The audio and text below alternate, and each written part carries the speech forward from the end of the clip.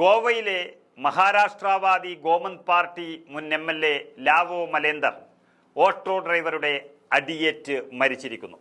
മുൻ Goa MLA auto ഡ്രൈവറുടെ മർദ്ദനത്തെ തുടർന്ന് കുഴഞ്ഞു വീണ് മരിച്ച സംഭവത്തിൽ വലിയ സംഘർഷത്തിലേക്ക് കടന്നിരിക്കുകയാണ്. ഓട്ടോ ഡ്രൈവറെ അറസ്റ്റ് ചെയ്യുകയും ചെയ്തിട്ടുണ്ട്. കർണാടകയിലെ ബലഗാവിയിൽ വെച്ചാണ് ഇന്നലെ സംഭവം നടന്നത്.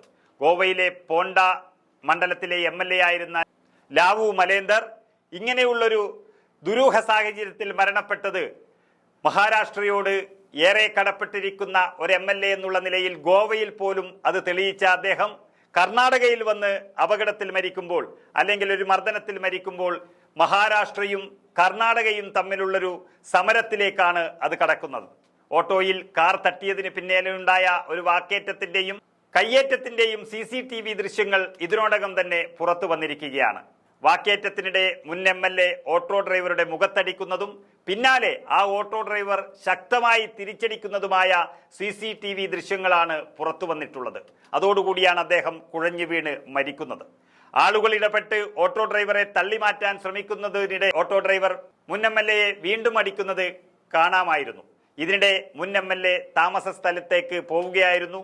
എന്നാൽ കെട്ടിടത്തിന്റെ പടിയിൽ ലാവു മലേന്ദർ കുഴഞ്ഞു വീഴുകയായിരുന്നു.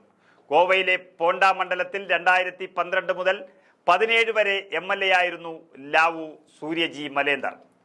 ഖാഡെ ബസാറിൽ ഇന്നലെ ലാവു മലേന്ദർ ഒരു ഹോട്ടൽ മുറി ബുക്ക് ചെയ്തിരുന്നു.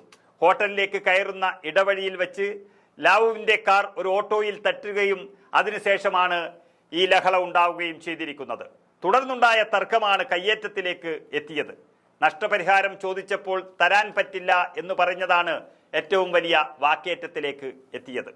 അങ്ങനെ നമ്മുടെ രാജ്യത്ത് ഒരു ജനപ്രതിനിധി, പ്രത്യേകിച്ച് MLA പോലെയുള്ള ഒരു ജനപ്രതിനിധിയായിരുന്ന ഒരാൾക്ക് പോലും സമാധാനമായി പൊതുവഴിയിലൂടെ സഞ്ചരിക്കാൻ കഴിയാത്തൊരവസ്ഥയാണ് വന്നിരിക്കുന്നത്. MLAയുടെ മരണത്തെ തുടർന്ന് ബൽഗാവിയിലൊക്കെ സംഘർഷം നിലനിന്നിരുന്നു. പോലീസ് ഇടപെട്ട് ശാന്തമാക്കി എന്നാണ് അറിയുന്നത്. ഏതായാലും MLAയുടെ മരണം ഒരു നല്ല സൂചനയല്ല സംസ്ഥാനങ്ങൾ തമ്മിലുള്ള ബന്ധത്തിന് നൽകുന്നത് എന്നാണ് അർത്ഥം.